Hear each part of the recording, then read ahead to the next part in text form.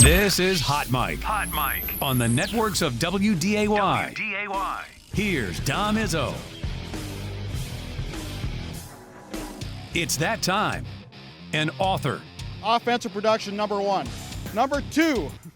I forgot. Golfer. It'd be like going on a 3-person best shot, and we were saying, Kolpack, you got to make a 25-footer every time. You wouldn't putt first. I'd have Tim putt first. And one heck of a TV personality. This game is for the Cooper Cup. It's the Forum's Jeff Kolpack. 4. I should have yelled 2. All right, folks, it's Jeff Kolpack joining us. His appearances are brought to us by Northwestern Mutual each and every Monday. I want to start with non-football. I want to start with something here.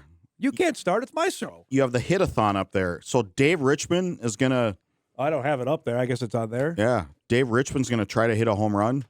Basketball Evidently. coaches... I guess. I don't know anything about it. Okay. Well, this is a... That's news to me. This could be embarrassing for the hoop coaches. All right. So that was my first trip to Nashville. Have you been before? No, just the airport. Okay. So, and I know McFeely's got a story up too. You can check this out at inforum.com because now being there, I didn't get over to Vanderbilt. I know he did. I don't know. Did you get over to their stadium? Nope. Vanderbilt? That they're super psyched for it. They've spent a ton of money on it. What I guess I'm interested in, after experiencing Broadway, I was down there for a bit on Friday night. What are the chances that Frisco gets this football game back? Oh, it's dwindling a little bit, don't you think? I think after seeing it and experience, I think it's going to be a real struggle for them to get this football game back. Well, my concern with Vanderbilt is the stadium is 35,000. Yeah. I think that's too big. I do. Yeah, I mean... And if it's not NDSU or Montana State or South Dakota State... Montana, I throw in the mix, too. Yep. If it's not one of those schools, it's going to be half full. But what's the chances of that happening? Well, that's true. In this day and age, it's going to take something else. I don't think it's going to be full, but I do think you could get 27. I think you can get 26. Okay. And at that point, 27,000 in a 35,000 seat stadium is pretty darn good. Maybe the first year because it's new. If NDSU makes it this year, Montana State makes it this year, South Dakota State, it's a fan base. It's something new. It's Nashville. But year 4, 5, 6. Right. I mean, that'd be and the it's same not thing cheap either in Nashville. No, I don't know if it, I think you can find spots to go to make it work. I just might take away after seeing it, I'm like, boy, this is going to be a chore for Frisco to get this game back. There's just so much to, and I know January is totally different than September. We were there. The weather, granted, it rained pretty hard on Friday night when we were there. But again, it's going to be a real chore, I think, for Frisco to pry this away. And I was on that press conference, so were you, when with the Nashville organizing committee before the season began. And I asked the head of that, say, we want this. We're going to make this a deal. We want to keep this going forward. That they're going to put all the bells and whistles, Kolpack, when it comes around. I didn't realize the last national championship that they hosted was the women's Final Four. Yes, which also 12 was years pretty ago. darn good when they had that. So it's Nashville. Yeah, you think Nashville, they get a lot of stuff. Maybe they really don't, and this is something. But let's see what the Frisco renovation looks like first, though. I'm curious to see. I mean, they're overhauling the whole kit and caboodle there. The part of playing in a football stadium that's for football, I think goes a long way too. They've shoehorned football into a soccer stadium, and Mike's point is right on. Nobody plays on grass. Right, it's on turf, right? And the game is. There's a lot of factors already in the Nashville, and the game hasn't happened yet. And after seeing it up close, I'm like, that's going to be awfully difficult, I think, for them to get the game back. I just wanted to get your 2 cents, because just experiencing it. I can see why it's a touristy spot to go, because there's a ton of stuff to do. And it seemed like for the Bison fan, and I was asking Matt Larson this before we got on the charter. He thought maybe 6,500, 7,000 that were at the game that came down for the weekend, which is, I thought that's pretty darn good still. No, but I think the Bison fans were 4,500 at the game. Think so? Yep. Because the turnstile count was around 5,000. The announced attendance, tickets sold was 85. Yep. It wasn't that. No. And so I'd say Tennessee State had probably about 7. And Mike got it from this idea that turnstile count was around 5,000. Yeah. And there was not a lot of blue there. No, there was not a lot pocket of blue. Of fans it there. Just, but that's the game was scheduled for fans to go to experience what Friday night was, not necessarily what the game was Saturday. And I heard from people since then, it's like, why would I go there to see Tennessee State? Yep. I mean, it's not Montana State in Vegas. Which is totally different. Which will double it because the game was predictably a rout. Yep. And it's probably didn't help that they played them last year at home. People saw 52-3. They were worse than that, though, Jeff. The Tennessee State last year was a playoff team. This team they're going to struggle to win a couple games, I would think, this year. I think there's a lot of people said, well, I think they're going to make it in January. Yeah. And I'm not going to go both. So Which is bold to think that, but that's fine. Well, yes and no. Yes, I understand that line of thinking. It's still there's. Look at the FCS, Dom. I mean, this is where we're at when watching FCS football and scheduling. That nobody wants to play in. I don't think as we go forward here, we as a media company covering this team, that these teams like Tennessee State go, I want to play the best. We got to measure up. Well, reality is setting in that playing the best is going to be 59-3. Yeah. I think in the 2030s, I don't even know how is this program at this rate going to schedule anybody. I think Eddie George wanted to do that, but when Eddie George left, Reggie Barlow did not want to do that. No. And that's it happens. Coaches leave, players now can go willy-nilly, which I want to chat more on that in a second. But my point is FBS doesn't want to play him anymore. Oh, no, but that ship has sailed a long time ago. I think we knew that. The only reason the Oregon game is happening is because it's a make good from 2020. But I think as we go forward here and watching how things play out, I don't think the Tennessee States of the world are going to play him either. Probably not. Probably not. Who are you going to play?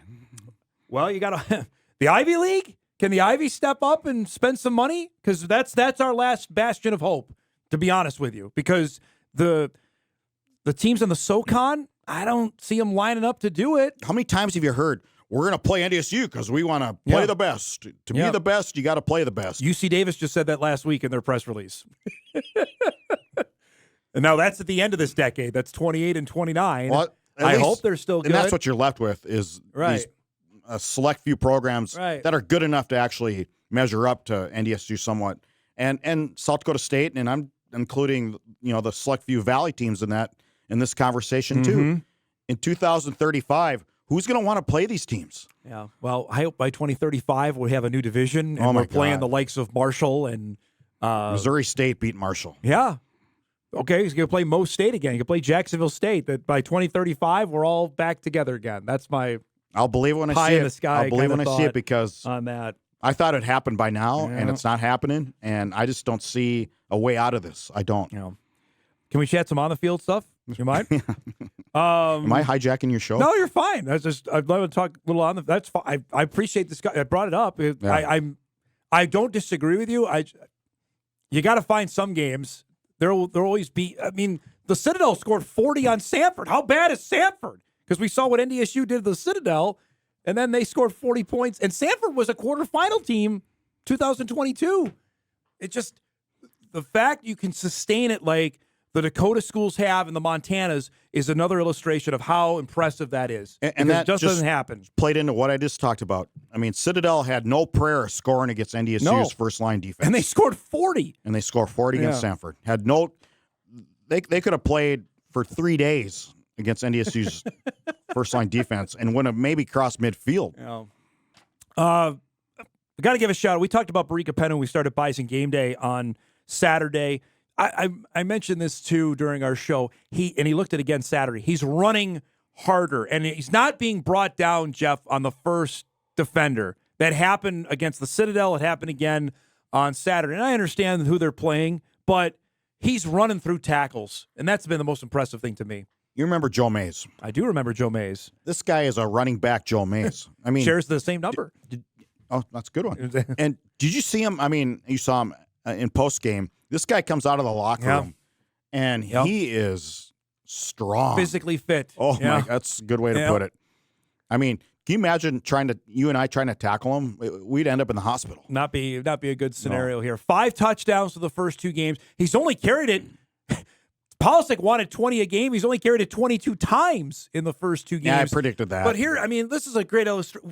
We didn't see that pushing the pile, I think, to like Missouri and he State. still wasn't down there, by the way.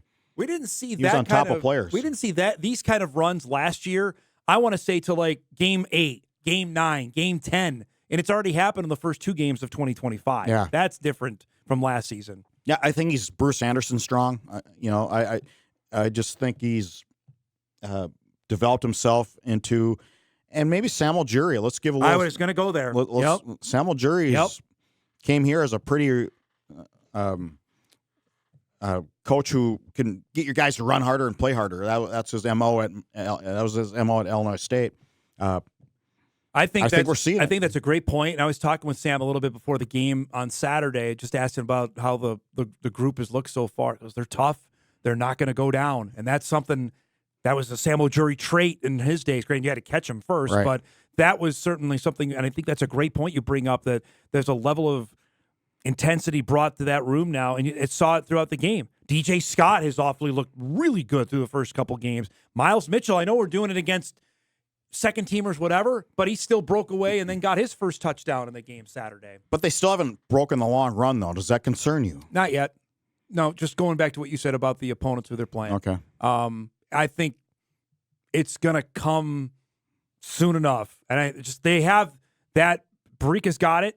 I think DJ Scott's got it too. That burst. I think he has it more than anybody. I think so too. Yeah. He's got that ability to get out there. You and I both focused our postgame Saturday on a guy that we heard a lot about when he decided to commit, and Donovan Woolen, who played 11 games last year. I think people forget that. He played 11 games last year. And this is going to be taken as a shot at Enoch Sibomana, but there were no tears shed, Kolpack, when he went in the portal, because they knew this guy was there. And we talked about it. I think the first Monday after Enoch left, you and I were discussing on the show about, all right, it's going to be Donovan Woolen. And holy cow. Enoch's strength was run defense, and he was really good at run defense, but I think he struggled a little bit in the passing defense game. Yes. And this guy does not. Does not. I mean, my angle of how I shot this, it's not great on seeing. It was a one-handed play. Donovan, he got one hand on it and brought it to his other hand. I haven't seen this angle. To finish off the interception. It was a fabulous play. Went up and just grabbed it, and he's gone. And remember, he played both running back and wide receiver in high school, so he's got some speed to him. His wingspan is ridiculously long. It's 6'4", 220. I said it during the offseason that enjoy this guy, because I don't know how you keep this guy. That's unfortunately where we're at in 2025. They kept Gray Zabel. They kept Bryce Lance. That's unfortunate when I went to. He's a difference maker. And I wrote this in my Sunday Slants column last night, Jeff. The best linebacker combo, with all apologies to Joe Mays, Mike Marish, and Ramon Humber, which was pretty good, was 2017. That was Nick DeLuca, it was Jabril Cox, and Chris Board. All 3 guys play in the National Football League. This group may have a chance to be right there with Maybe. With Staling, Kopp, and Woolen, they could be in that conversation. Certainly in the transfer portal era, it's the best trio of linebackers in the country, I do believe. Here's the thing about the collective, and I just mentioned it briefly, but now that the collective is in-house, and Jay did, and I think they did a really good job of keeping players. They obviously raised enough money and did what they had to do to keep Gray Zabel, Bryce Lance, now, Cam Miller the year before that. Yeah. So now that's in-house, is it going to be, the pressure's on. Absolutely. If you see 7 guys leave, I'd have to question whether this collective is working in-house. I guess we'll find out. There's all sorts of, planning going on that, but that's the first test will come. And I'll get to the portal stuff after the commercial break, but Woolen's been really good. Anything else stand out to you? Are there any negatives? We got a nitpick here when it's been they've outscored their first 2 opponents 97-3. No, and we haven't mentioned yet, but the quarterback. I mean, I think Cole Payton's been real solid. He's been real solid. He's been accurate. He's been in command. He knows, other than trying to hurdle the Citadel guy, has made really good decisions, I think. And he seems real composed out there, like a 5th-year guy who's been around for a while. Because that's the most important position, obviously, in football. And so if you're going to take anything away from these first 2 games, that there's no question marks at quarterback is a huge deal. That's a big deal. I would also give a shout-out to fellow Fargo South Bruin like yourself. Reese Kessel's going to be He's coming on. I'm telling you, I've said this as well throughout all fall camp. He had another big reception in the game on Saturday. Smooth looking. Yeah. Just smooth looking. Yep. Now, there's one injury concern. I found out Friday night when we got to the airport, Chris Harris was on crutches and a walking boot, his left foot in a boot, likely done for the year, which is a tough. Not so fast. No. I got some information. You got some more intel? It might be better than they thought. Okay. We'll find out tomorrow. My point on that, injury-wise or depth-wise at wide receiver, that's a spot if you want to take a hit and you don't want to lose a senior captain, but that's a spot where the Bison have plenty of guys there that can come and play. See Mekhi Collins on that long touchdown pass? Boy, he just outran everybody with ease. 68-yard score there. I mean, Logan Conklin, another nice play and took a pop. St. Romain's out there. You've got, we mentioned them as well during Bison game day, that if Harris is out for a significant part of time. We keep hearing about Silas Evans. He can't break those top 8. My guy Johnny Gores is out there too. He can't get in front of those. That's a tough room to crack now. Think of that. I haven't even mentioned Bryce Lance yet, because I'm sure people are screaming, Bryce Lance hasn't got a touchdown yet. I think copying 17 touchdowns is going to be awfully difficult. And it's not like he's been bad. He had a couple big receptions in the game. Yeah, but he's not playing the whole game either. Correct. I mean, he hasn't played past the 10-minute mark of the third quarter of the first 2 games so far this season. All right, we'll break. We come back. We got a chat on the late news that came in last week that the portal window is moving off of Kolpack's conversation on the collective, how this will change that. Much more when we come back on a busy Monday morning right after this.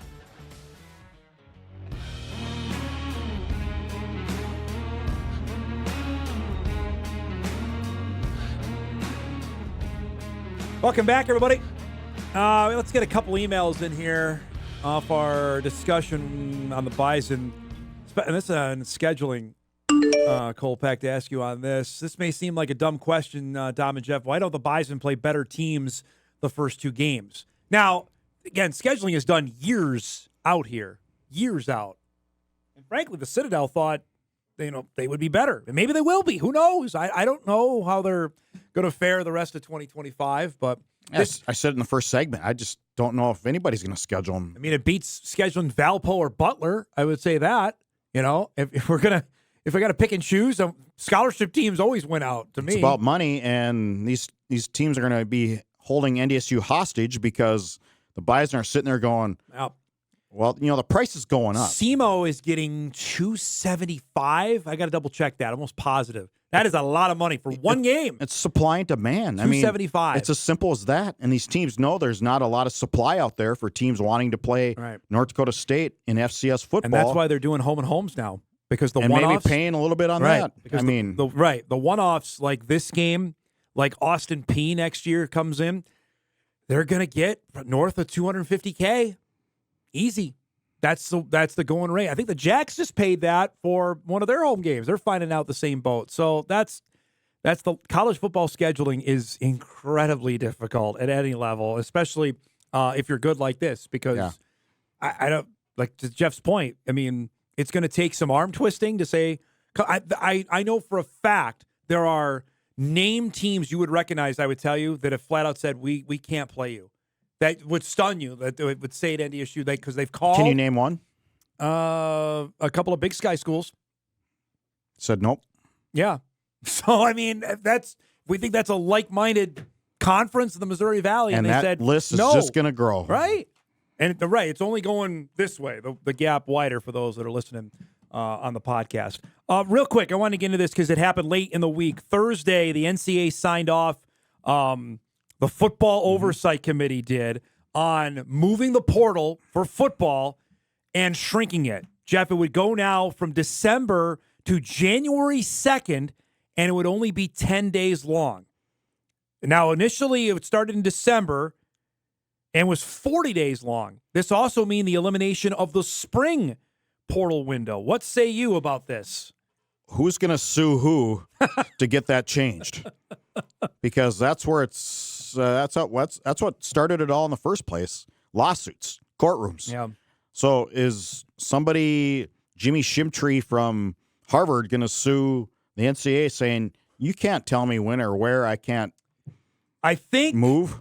I think the date is good. The length of it may be contested in court. That part, I think they're saying, well, you're restricting my access or my ability to get NIL opportunities. That's not enough time. The coaches wanted the January window. They wanted nothing to do with April. I think that one was, and we saw it. You just talked about South Dakota. I mean, there were teams that just got hammered in April. That was basically a feeding ground for the Power Four. I mean, as a reporter, I'd love it if it's just 10 days instead of 40 because you're on call for 40 days. Yeah. I would tell you, April, the last couple of years has been like free agency.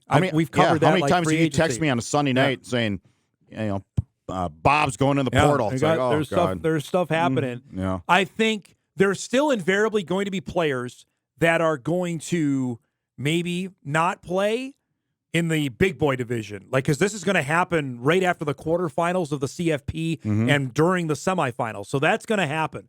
FCS, because now this happens right before the championship game. So, I mean, could you have a player or two decide not to play? I think that's certainly, you got to be ready for that.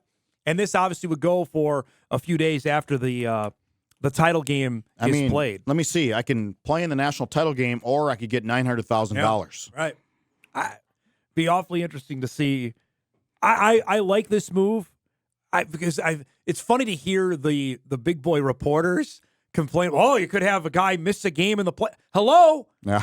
FCS been doing this for 4 bleeping years. We've had Marquis Siegel we just featured on Best of the Weekend. We did that story. Day after the regular season, boom, gone.